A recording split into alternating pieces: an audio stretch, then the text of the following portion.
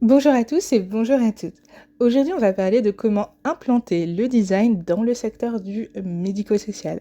Un sujet brûlant, pas toujours évident, mais pour lequel on va aborder les blocages, également comment travaille un designer, pour identifier du coup des exemples de projets pertinents qui vont vous permettre de vous en inspirer et surtout de réussir à développer ces méthodologies. Tout d'abord, sans plus tarder, je me présente. Je suis Erika Cupid, designer social, designer de services publics et designer de carrière. On reviendra un petit peu plus tard sur ces différentes notions, mais ce qu'il faut savoir sur moi, c'est que j'ai plusieurs expériences dans plusieurs institutions publiques, collectivités, labs d'innovation et également au travers de différents projets, notamment l'association Novum Novem, spécialisée dans le design et le vieillissement. En gros, on aide les seniors et les différentes générations à créer des solutions qui sont pertinentes pour elles.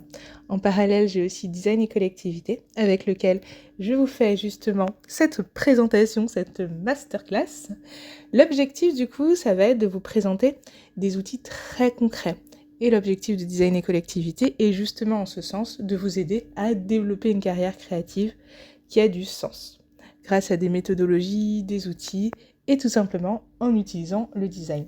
C'est là d'où je parle de design de carrière. Alors, du coup, on va passer tout de suite dans la partie le domaine de l'innovation sociale. Parce que la plupart du temps, quand on s'intéresse au design, on a souvent du mal à comprendre ce que c'est. Et il n'y a pas de souci. Il faut plus voir le design de façon beaucoup plus simple. Et parce que je veux dire par beaucoup plus simple, c'est juste remplacer le terme design par concevoir. Et vous allez voir qu'il y a différents domaines de design. Par exemple, le design d'espace. Concevoir un espace. Produit, concevoir un produit. Graphisme, concevoir du graphisme. Vous avez compris un petit peu le sens. Je vais être encore plus concrète. Dans votre quotidien, vous êtes entouré de choses qui ont été pensées par quelqu'un, qui ont été designées en ce sens. Le design d'espace, l'idée, ça va être de concevoir des aménagements d'espace qui sont respectueux de votre mode de vie, qui correspondent à ce que vous désirez et surtout ergonomiques. Le design de produit, quant à lui, va de la petite cuillère jusqu'à l'intérieur d'un avion. C'est ma spécialité de base et j'adore, c'est trop kiffant de se dire que je peux faire l'intérieur d'un avion. Bref, si vous êtes passionné aussi par les gros objets, n'hésitez pas, on pourra partager ensemble. Le design graphique, quant à lui, va pas seulement se contenter de concevoir des visuels, il va aussi penser une expérience. Ça va aussi beaucoup plus loin. Le design adore s'associer avec différents métiers et d'abord avec lui-même. Le design de produit, lorsque ça s'hybride ensemble avec le design graphique, ça donne le design packaging. Vous voyez en fait les fameuses boîtes de céréales, la forme, certains parfums.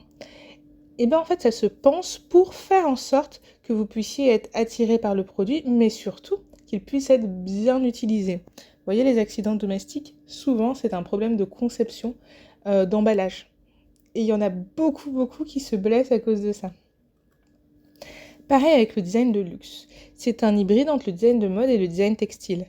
C'est-à-dire que ça fait appel à des conceptions concrètes sur savoir par exemple concevoir un vêtement, utiliser des bons matériaux, designer sa forme. Ça amène du coup généralement cette hybridation à aller vers du design de luxe.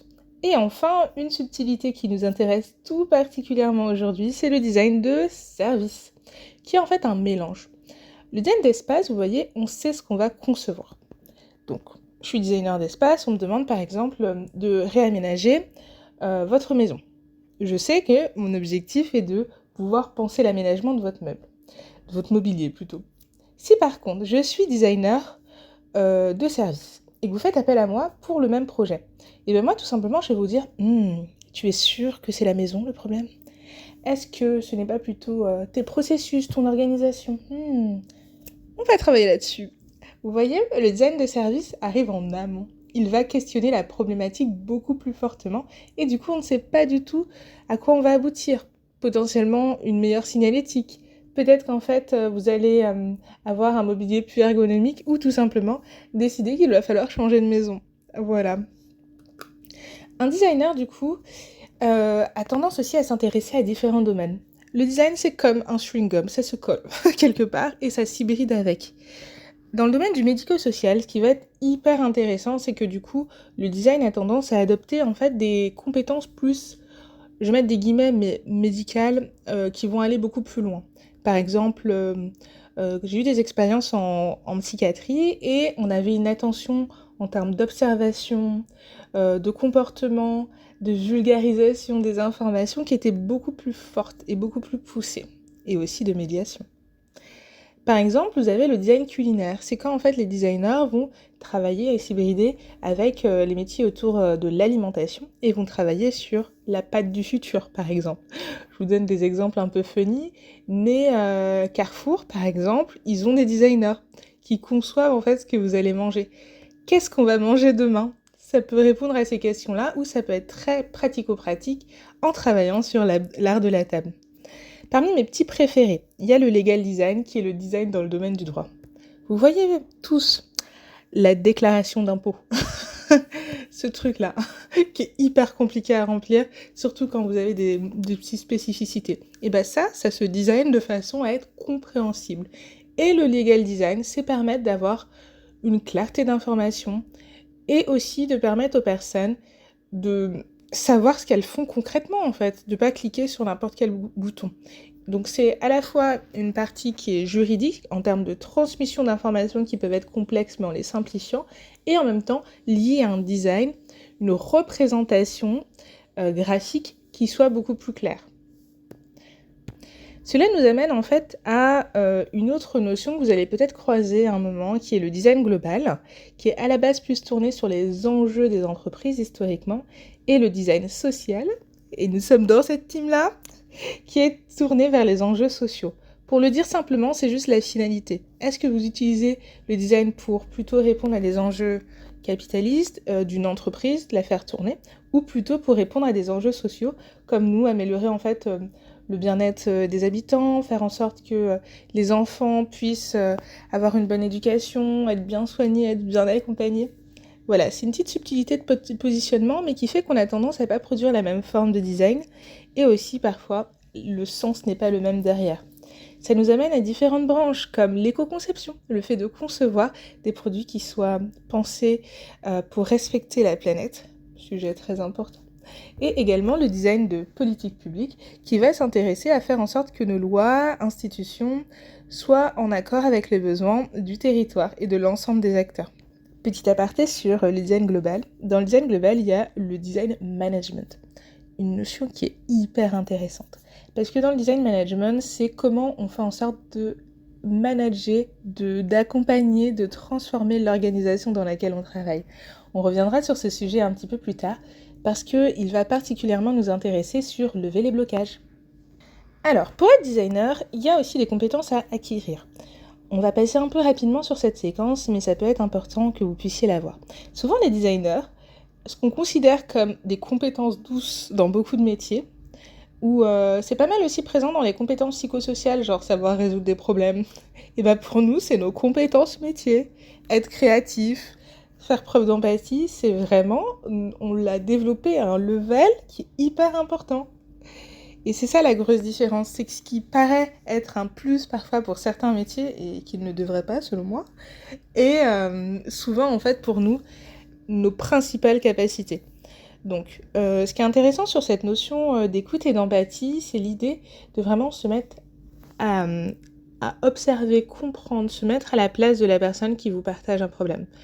Je ne sais pas si ça vous est déjà arrivé d'être en consultation avec un médecin qui va vous dire non mais je pense que tu devrais faire ça, ça, ça, et qui vous écoute même pas, limite il vous a vu 2 secondes et vous n'avez pas compris ce qui s'est passé. Intérieurement vous vous sentez vidé. Et ben en fait ça c'est un manque d'empathie et d'écoute. Nous en tant que designer on développe en fait une capacité d'écoute et d'empathie très forte, liée aussi à des capacités d'observation et d'analyse, donc ça repose aussi sur des sciences sociales, mais ça va aussi beaucoup plus loin, parce qu'on va développer des outils pour permettre à des personnes de pouvoir s'exprimer. Une approche qui va leur permettre aussi de pouvoir prendre la parole. Je vous donne un exemple. Vous avez déjà pensé à co-construire avec des bébés ? Vous savez, quand vous devez essayer de demander à un bébé quelles sont ses idées, par exemple, de voyage, qu'est-ce qu'il aurait envie de faire ? Et ben en fait c'est super galère, vu que quand c'est des bébés, souvent ils sont pas verbales. Donc là, par exemple, en design, nous on va se dire « Oh, c'est génial, c'est un super terrain de jeu ». On va créer des outils pour essayer de se dire « Quelles sont ses préférences ?» Ça peut passer par des images, ça peut passer par des sensations, voir ce qu'ils préfèrent. Est-ce qu'on devrait plutôt aller vers la montagne ? Et du coup, pour aller vers la montagne, ce qu'on va faire, c'est que on va se dire, bon, on va aller dans un parc, on va voir s'ils préfèrent cette ambiance-là ou pas. Vous voyez, c'est aussi se dire que même pour les personnes en situation de handicap, des personnes qui ont parfois une certaine forme de mutisme ou qui ont besoin d'être mis en confiance, on peut concevoir des outils, des façons de faire et adapter nos postures professionnelles pour leur permettre de contribuer pleinement.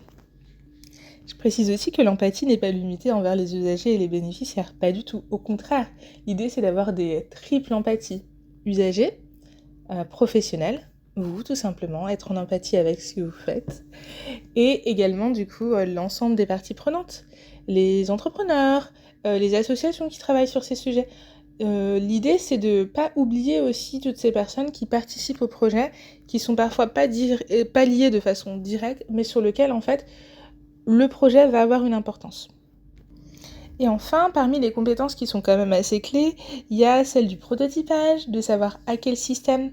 Le prototypage, c'est être en capacité de se dire, ok, on a une idée, comment on la matérialise le plus vite possible. Parce qu'une idée, ça sert à rien de l'avoir en tête, il faut qu'elle existe pour qu'on puisse voir ce que ça va donner concrètement.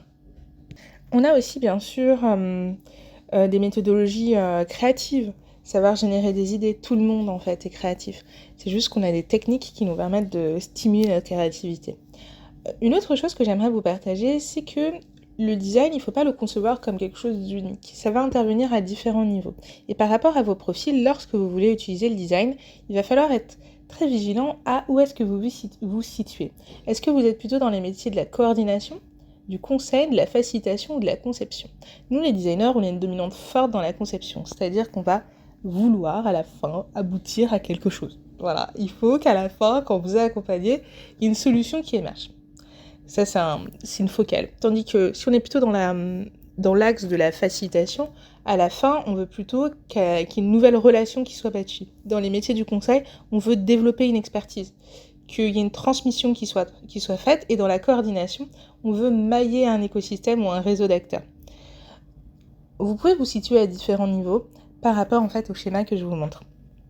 Mais par exemple, si vous êtes actuellement manager d'une équipe, vous allez utiliser le design plutôt pour mieux travailler avec vos équipes grâce à des méthodologies d'intelligence collective. Petit clin d'œil aux personnes qui sont dans cette situation.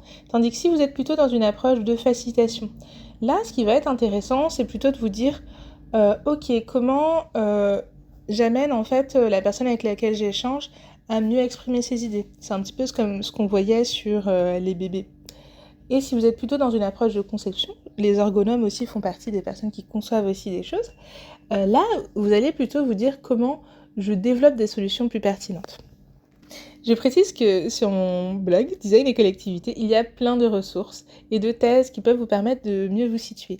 N'hésitez pas, il y a également un glossaire avec les différents domaines du design social. Quel est le quotidien en fait d'un designer de service ou designer social ? Alors, une grosse partie de mon temps se résume dans l'accompagnement de projet. C'est-à-dire, en fait, faire en sorte qu'on passe d'un point A à un point B. La plupart du temps, je précise que le point B, on sait en fait à quoi on doit aboutir, mais entre les deux, on ne sait pas du tout. C'est-à-dire que, par exemple, votre problématique, c'est comment je fais en sorte de repenser l'aménagement d'un espace médical. En fait, on sait que votre finalité, c'est qu'à la fin, il y ait des scénarios d'aménagement d'espace, et qu'au début, on sait que votre problématique, c'est que c'est un espace qu'on craint, qu'il y a potentiellement des équipes qui ont du mal à travailler ensemble, des usagers, comme le lieu va être déplacé, qui vont se dire, mais what the fuck, c'est quoi ce bordel ? On est perdu, quoi. Donc vous voyez, nous, on prend en compte toutes ces problématiques pour designer des solutions qui vont permettre de faire émerger des projets. La formation et l'acculturation. C'est un point qui est très important. On disait au début que le design est souvent mécompris, mais ça passe aussi par une hybridation et une acculturation mutuelle à ce que vous faites et ce que nous, on fait. Donc pour ça, on a souvent des modules d'accompagnement qui fonctionnent sous la forme de formation-action. C'est-à-dire qu'on transmet nos méthodologies de design pendant l'accompagnement de projet. Parce que le but, en tant que designer, n'est pas d'être détenteur d'un savoir ou d'une expertise fermée, mais vraiment de la partager et de co-construire ensemble. C'est beaucoup plus riche en fait de travailler de façon pluridisciplinaire que tout seul dans son coin. ça nous amène à la question de fédérer une communauté. Parce que oui, les projets qu'on développe en design nous amènent souvent à avoir des communautés d'usagers, des communautés de partenaires, un nombre assez impressionnant de personnes qu'on va coordonner, mobiliser dans le cadre du projet et trouver des leviers d'engagement pertinents pour qu'ils puissent prendre part à la démarche. Et donc pour ça, c'est pas mal de méthodologies, d'outils qu'on va mettre en place et tout au long du projet, parce que fédérer une communauté, le faire sur 2 semaines, ça va. Quand il faut le faire sur 3 ans, en plein Covid, lorsque on doit par exemple concevoir des comités usagers avec des personnes éloignées de l'emploi en grande précarité, ouais, ça se conçoit. Pour faire en sorte que les personnes aussi puissent y trouver leur compte sur la durée. Donc c'est des outils, des méthodologies qui sont vraiment partie prenante du design, et si ça vous intéresse, n'hésitez pas, je pourrais rentrer en détail, envoyez-moi des messages, je pourrais faire des compléments. Ensuite, pour rentrer un petit peu plus en précision sur un exemple de répartition, il y a vraiment le côté analyse des besoins. Une grosse partie du travail du designer, c'est un peu comme en sociologie, c'est de faire une étude. Sauf qu'en fait, on a une étude qui fonctionne différemment. C'est-à-dire que soit on va s'intéresser aux problèmes les plus gros récurrents, vous voyez, c'est comme les boutons en plein milieu de la face, c'est vraiment les trucs qui sont gros comme une planète, et nous on va s'intéresser à comprendre comment ça s'articule, quels sont les acteurs concernés, donc une cartographie par exemple des parties prenantes qu'on va pouvoir réaliser, et comment ça interagit ensemble. Et en parallèle, on va avoir du coup une autre approche qui est plutôt l'approche des signaux faibles, où là, nous ce qu'on va s'intéresser, c'est à essayer de trouver concrètement, en fait, quels sont les usages futurs, les points de friction qui sont légers, qui ne sont pas les points de friction les plus présents, mais qui amènent quand même quelque chose de gênant. Je vais vous donner un exemple. On intervient souvent dans des maisons de retraite avec mon association. Et un des points en fait qu'on avait remarqué, c'est que au niveau du regard, les personnels en fait en maison de retraite sont pas mal occupés et du coup n'ont pas toujours la possibilité d'avoir beaucoup de temps à consacrer à chacun des résidents. Et ça c'est intéressant parce que du coup en termes de nombre de regards, il y a une étude qui a été faite, je n'ai plus le nom, désolée, mais je pourrais la retrouver, qui montre en fait qu'il y a un nombre de regards qui est en fait inférieur à la moyenne. Ce qui fait qu'en fait les personnes ont parfois un sentiment de « est-ce que je suis en vie ? Est-ce qu'on me considère ? Est-ce que j'existe ?» Et ça c'est très intéressant parce que du coup, ça pourrait être considéré comme un signe faible, vu que c'est pas une problématique qui, quand vous allez faire une immersion, va vraiment ressortir très fortement. Personne va vous dire on me regarde pas assez. C'est pas comme ça que ça va sortir. On va peut-être vous dire je suis isolée. Alors qu'en fait, cette question du regard et de l'attention par visuel est une problématique intéressante. Et du coup, on pourrait faire tout un projet en design sur faire en sorte d'amener en plus de considération, mais par le visuel. Voilà, c'est un exemple en fait d'immersion et de 2 canaux d'entrée en termes de méthodologie. Ça produit des choses très différentes. Et enfin, on a aussi pas mal l'idéation et la facilitation qui nous permettent de concevoir, pas dans notre coin, voilà, parce que bien sûr, en tant que designer, je peux vous concevoir en fait une table, une chaise et plein de services, mais quel intérêt si du coup, je ne le fais pas avec les personnes concernées, en termes de pertinence, c'est beaucoup moins bien, et en plus de ça, ça serait sous-entendre que je sais parfaitement comprendre leurs besoins et que je peux plaquer certaines réalités directement. C'est un point que je trouve assez important, surtout dans des logiques de pluriculturalité, où on peut plaquer des représentations dominantes sur certaines populations et amener du coup à des frustrations et des incompréhensions par la suite du service qui est proposé. Et le fait de concevoir en faisant en sorte d'avoir dans ces fameux groupes une pluralité de personnes et de parties prenantes va en fait vous aider à résoudre en fait ces principales problématiques et avoir des services pertinents sur le long terme. Et enfin, du coup, l'expérimentation et le suivi de projet. L'expérimentation et le suivi de projet, j'ai mis que ça faisait 20%. C'est très variable.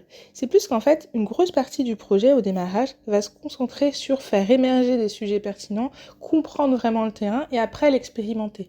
Donc l'expérimentation est vraiment partout dans la démarche. Parlons maintenant des blocages fréquents chez les designers. Alors, tu entends certainement en fait, d'un point de vue sonore, peut-être un petit peu de vent dans tes oreilles, peut-être quelques petits bruitages, Et c'est du design d'expérience. Non, sérieusement, j'ai dû changer d'hôtel. Donc, je suis dehors pour te faire la deuxième partie de l'audio. Alors, parlons des blocages, justement. Comment tu fais pour surmonter, pour gonfler tes voiles tel un voilier lorsqu'il y a des problèmes récurrents dans la mise en œuvre du design, notamment dans le secteur médico-social? Le premier problème, c'est le manque de vision claire. Ça, c'est vraiment, on dirait un tue-l'amour, mais pour tous les trucs. La problématique avec ça, c'est que bien sûr, toi, tu peux avoir une vision, sauf que si la vision est différente de l'institution et qu'elle n'est même pas portée par l'institution, ça devient compliqué. Donc l'un des travaux des designers, c'est de faire émerger une vision commune, une vision partagée, et pas seulement avec le commanditaire, par exemple la direction, mais également avec l'ensemble des parties prenantes, les habitants, les partenaires, les personnes auxquelles en fait on ne penserait même pas pour ce type de projet. Le deuxième point, c'est le manque de disponibilité. Oui, en fait, faire en sorte d'avoir de l'engagement dans un projet, ça se design aussi. On peut utiliser des méthodologies qui permettent en fait aux personnes d'avoir une forme de rétribution, une valorisation de leur engagement. Ensuite, l'idée, ça va être de surmonter la peur d'aller sur le terrain et de se confronter aux usagers. Alors, vous imaginerez même pas, les oiseaux en parlent tellement ils se sentent concernés. Le nombre de personnes qui ont peur en fait de parler à leurs usagers. Pourquoi ? Pourtant, c'est des acteurs de terrain en fait. Quand je vous parle de personnes qui ont peur de parler à leurs usagers, c'est des travailleurs sociaux qui sont H24 sur le terrain, qui les voient tous les jours. Pourquoi il y a cette peur ? Parce que se confronter aux usagers, ça veut dire assumer potentiellement le fait qu'on ait une prestation ou un accompagnement qui n'est pas toujours de très bonne qualité. Pas parce que c'est de notre faute, mais parce que structurellement et de façon systémique, il n'y a pas le temps. Parfois on est fatigué, parfois en fait les procédures vont à l'encontre de ce que nous on ferait naturellement ou du besoin en fait des personnes qu'on souhaite accompagner. Donc, la plupart du temps, pour vous rassurer sur ça, quand on va sur le terrain pendant les immersions, ce qu'on appelle s'immerger dans la réalité d'autrui, qu'on fait des interviews, des entretiens, franchement, ça se passe très bien. La plupart des usagers, en fait, sont conscients des réalités. Et le simple fait de vous mettre dans une posture d'écoute et pas dans une posture descendante, en mode « c'est moi qui t'accompagne », et ça change tout. Ça leur permet d'avoir un espace d'expression où ils vont pouvoir vous dire clairement « ouais, là, sur certains points, je sais, Sophie, tu fais de ton mieux, mais c'est compliqué, en fait. Moi, j'aimerais bien ça et ça. » Et même avec des personnes, en fait, qui peuvent être très, en apparence, virulentes, ça se passe généralement très, très bien.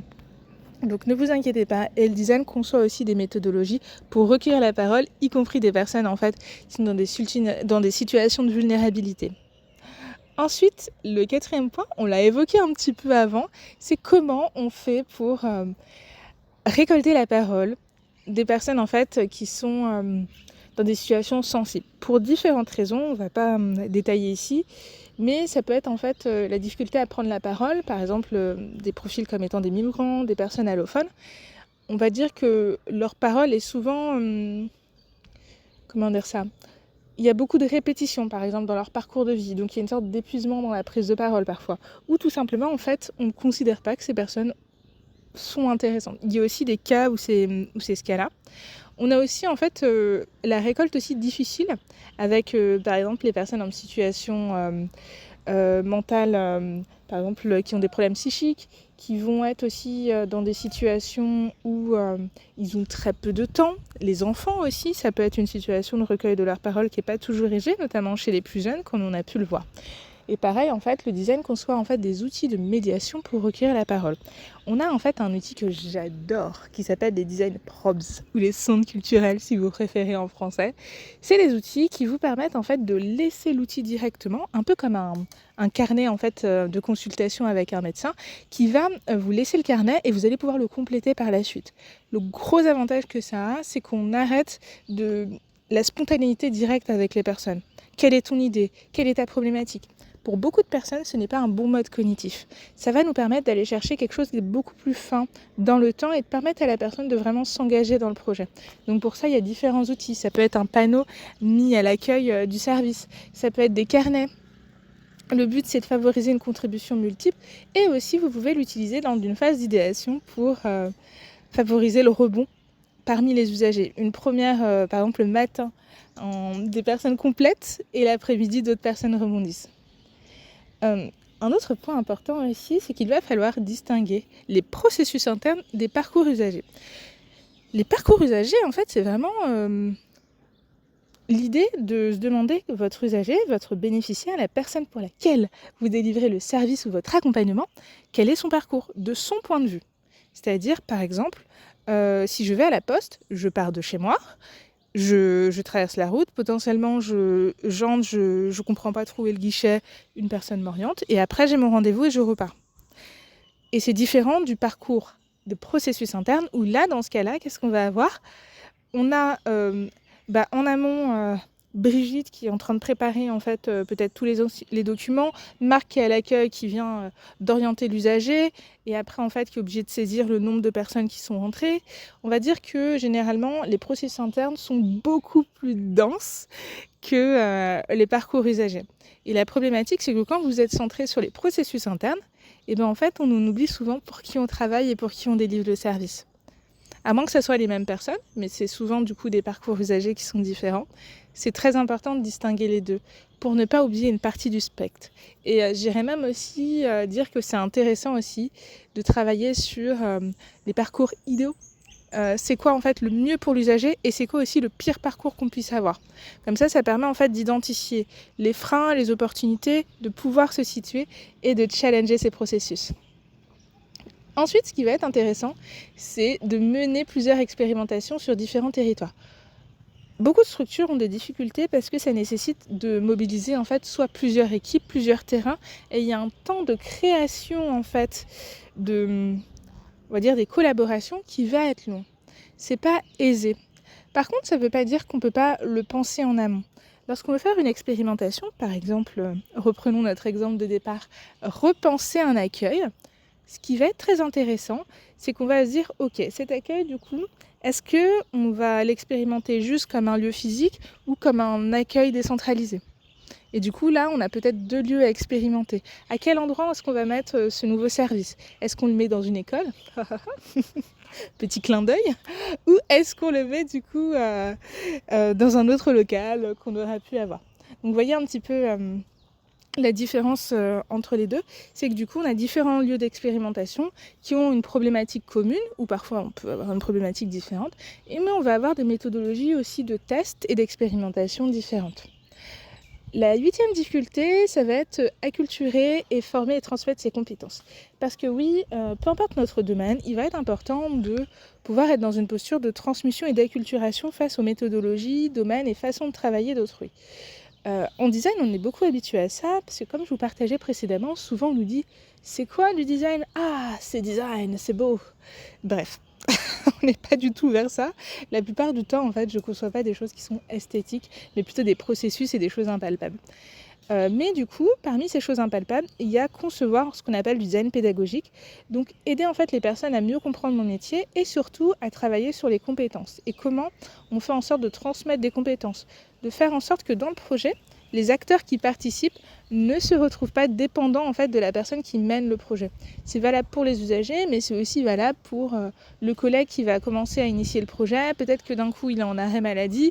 Et après, personne n'est capable de reprendre le projet parce que tout repose sur une seule personne. C'est créer des mécanismes qui permettent aussi une cohésion du système. Un travail du coup plutôt communautaire ou systémique si vous préférez ce terme.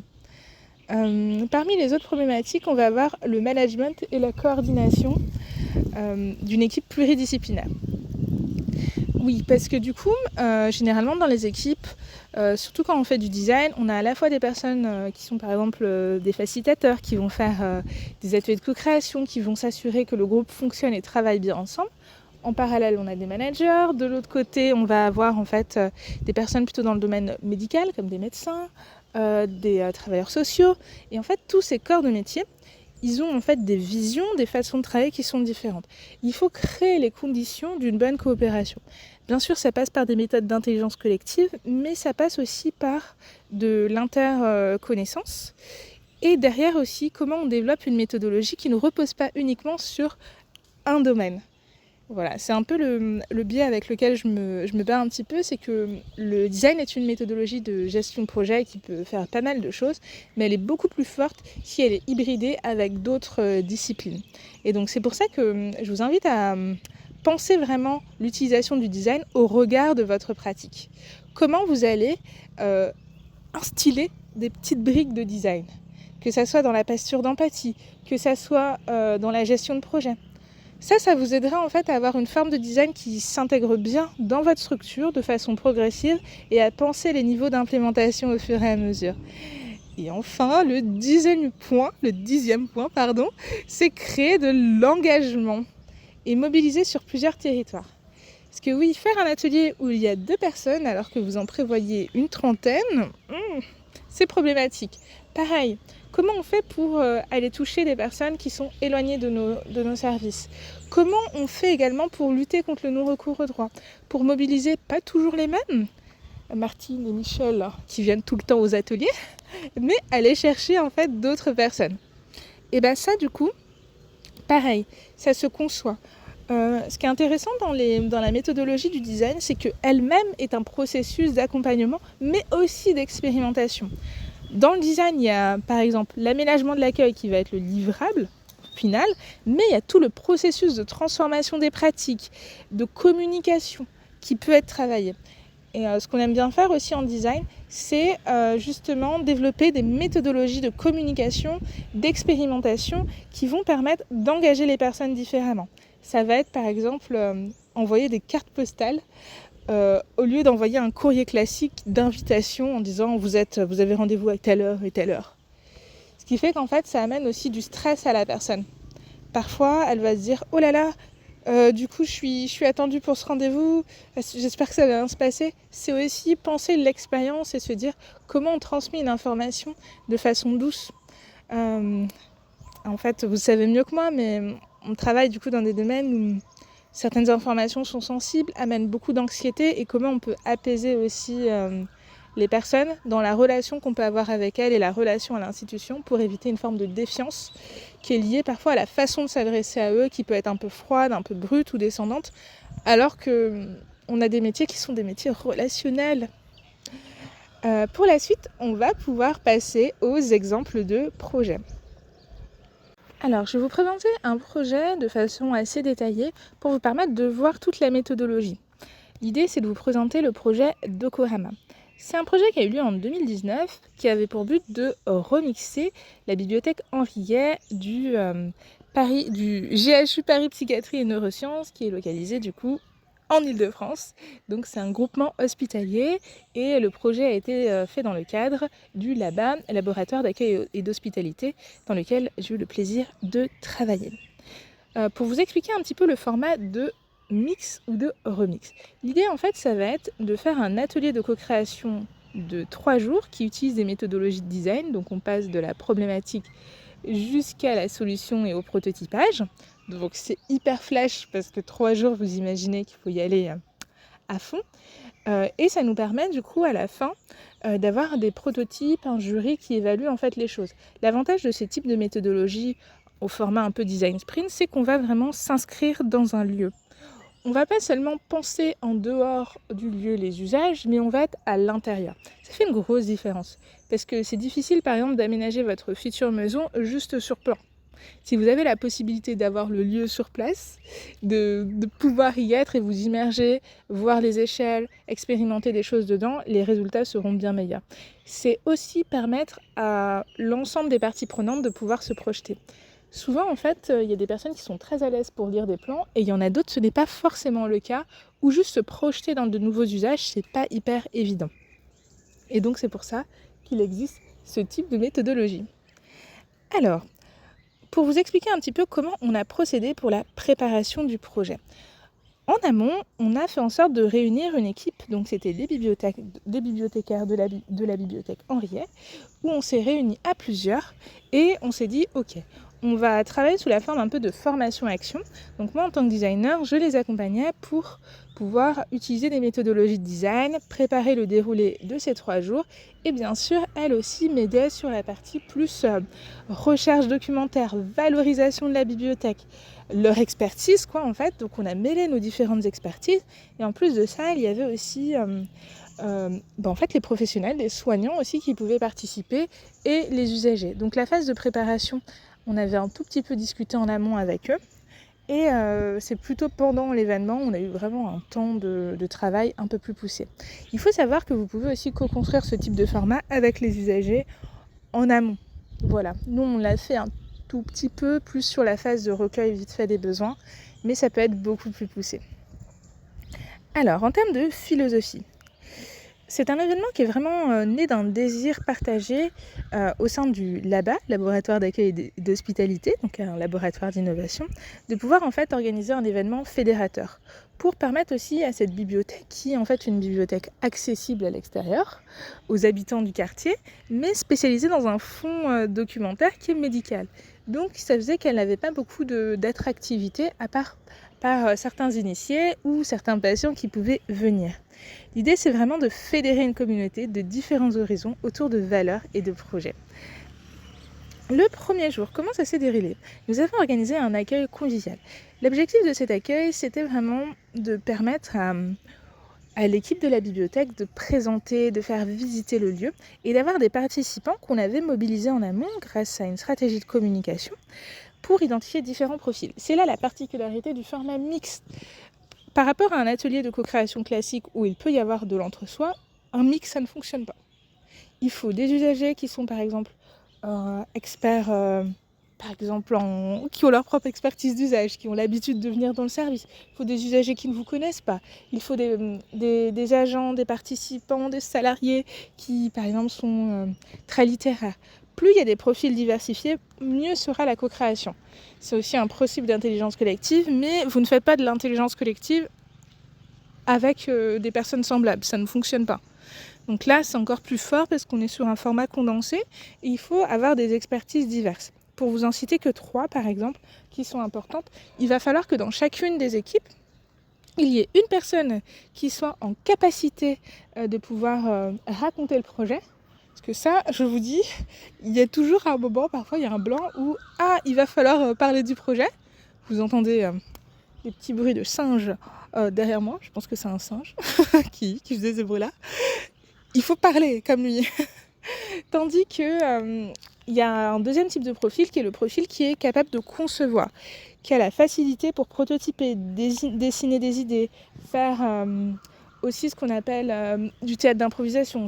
On va dire c'est un prototypage mais par le jeu de rôle. On a un troisième type de profil qui est plutôt le profil aussi qui va faire la documentation, qui va s'intéresser vraiment à capter l'essence du projet, à la méthodologie, prendre des photos au fur et à mesure, raconter les choses. Ça, c'est aussi très important. Vous voyez, donc on identifie aussi les atouts, les caractéristiques des personnes et on fait aussi en sorte de leur laisser la possibilité de choisir dans quelle discipline ils souhaitent développer leur expertise. Donc c'est vraiment gagnant-gagnant pour les participants, les usagers, les parties prenantes et aussi bien sûr les agents qui participent au projet. Donc pour revenir un peu sur l'accueil.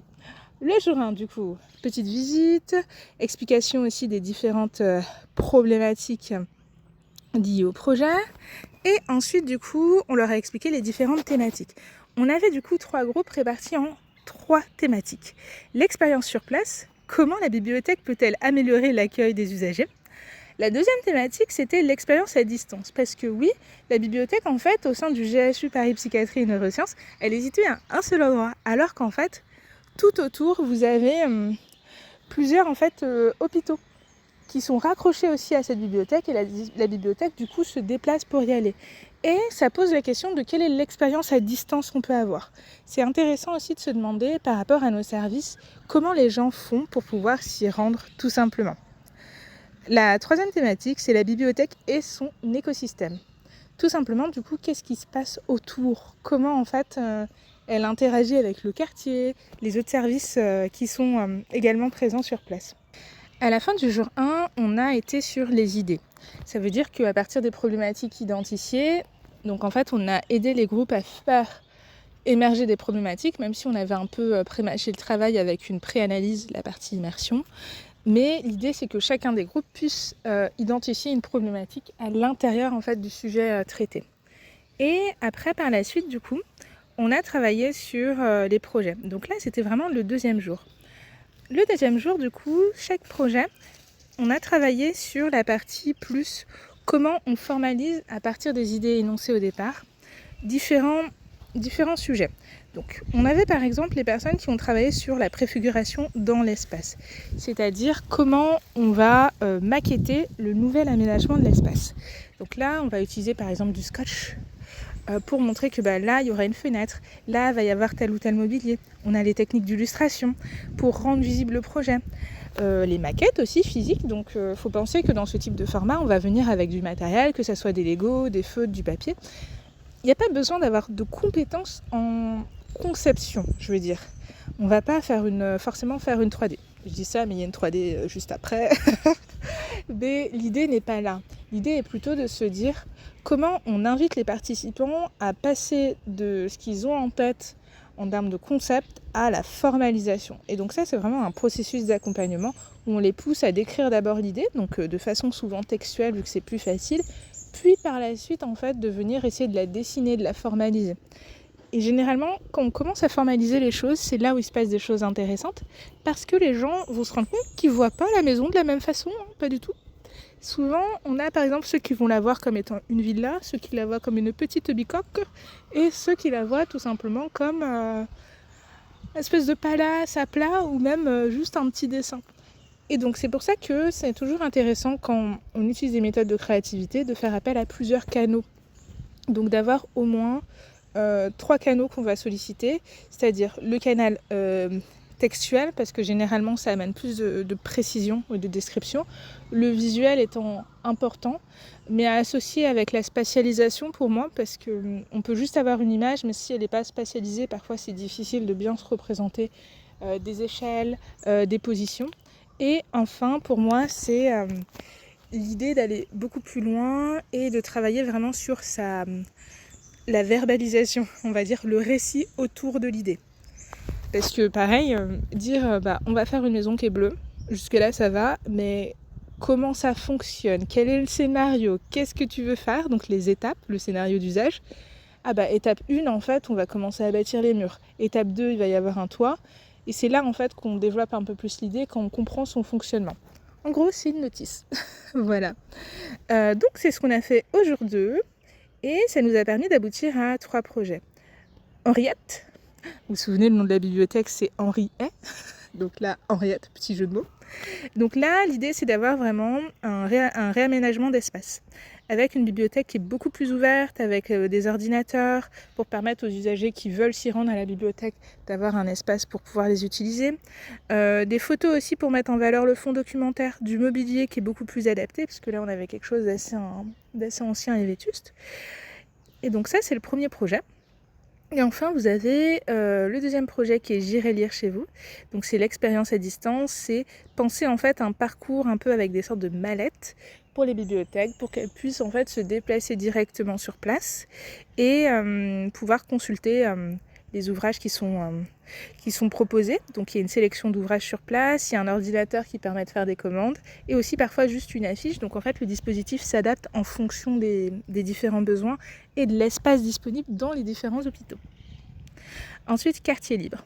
J'adore ce projet parce que là l'idée c'est justement de penser une programmation pour cet espace. Parce que oui, pourquoi en fait cet espace serait seulement une bibliothèque ? On est dans la logique d'avoir un tiers-lieu, mais même pas un tiers-lieu, mais juste un lieu de vie à l'échelle du quartier et de l'hôpital. Et donc là, c'est repositionner en fait la bibliothèque comme un outil central qui va créer du lien. Et pour ça, ça veut dire qu'on va essayer de penser une expérience multiple, avec des espaces modulables, avec une dynamique événementielle où on va avoir une programmation partagée et travailler aussi sur des formats d'échange entre pairs. Pour ce type de projet, petite précision, ce qui va être important, c'est de penser la coordination dès le départ, les ressources nécessaires. On n'est plus sur du design de service, comme je vous ai expliqué un peu plus haut dans la conversation.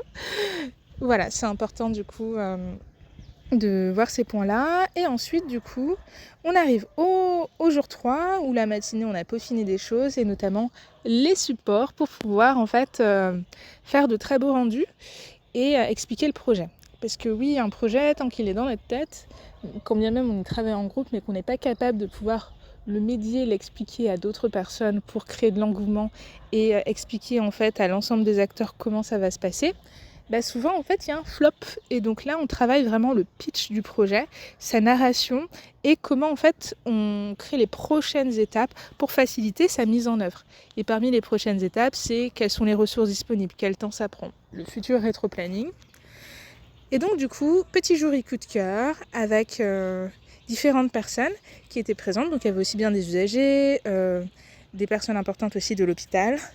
L'idée étant de pouvoir faciliter en fait un retour d'expérience sur le projet, mais de façon positive. L'idée, c'est pas de dire tel projet est nul, tel projet est bon, pas du tout. On avait identifié pour ça 3 prix. Le prix de l'audace ambitieuse. Donc là, c'était vraiment récompenser en fait les projets qui ont été chercher en fait quelque chose qu'on n'attendait pas. Le prix de l'aventure. Donc là, c'était vraiment se dire ils ont essayé de transformer les postures professionnelles et Eureka, c'est vraiment fallait y penser, hein. Ce projet, il est incroyable. Et voilà, du coup, sur la fin, on arrive sur la partie plus bilan, où on note en fait ce qui a fonctionné, ce qui aurait pu être amélioré. Et pour vous partager les suites de ce projet, ce qui est intéressant, c'est que du coup, les travaux ont été réalisés. En fait, par la suite, un architecte a été sollicité pour pouvoir développer le projet. De nouveaux services ont été proposés par les documentalistes. Donc ça a vraiment en fait abouti sur des concrétisations réelles. Même si en apparence on peut se dire 3 jours pour mener un projet, ouais, mais 3 jours intenses, bien pensés en amont, parce qu'en amont il y a eu 4 mois de préparation, ça permet d'aboutir à des choses qui sont pertinentes et durables sur la suite. Et enfin, petite anecdote sur ce livrable. Vous voyez, c'est un livrable dont en fait j'ai développé une méthodologie de conception qui s'appelle un livrable transmédia.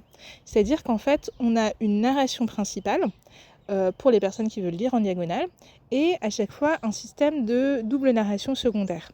Une narration en fait avec des verbatines pour voir en fait ce qui s'est passé dans la journée, mais sous l'angle plutôt du récit. Et enfin, une narration qui est liée en fait aux images avec les légendes en fait, en apportant un peu plus de compléments d'information. Et ce que j'adore, c'est, vous verrez un petit peu si vous repassez en fait quelques slides, il y a thématique de groupe, fiche du groupe, fiche projet du groupe, illustration du groupe, parce que l'idée du transmédia, c'est d'avoir un écosystème de projet tout simplement. De pas seulement se dire qu'on crée un projet isolé, mais tout simplement qu'on crée un écosystème autour en fait des productions du projet. Comme ça, tout est raccroché au livrable principal et vous pouvez le consulter. Donc ça, c'est une méthodologie que j'aime beaucoup pour permettre de faciliter et de garder une bonne traçabilité. J'espère sincèrement que cette masterclass vous aura plu, que vous aurez pu en apprendre pas mal de choses et je vous souhaite beaucoup de réussite pour la mise en œuvre du design. Si vous voulez faire appel à moi ou que vous avez des questions, n'hésitez pas, vous pouvez me contacter via Design et Collectivité. À bientôt!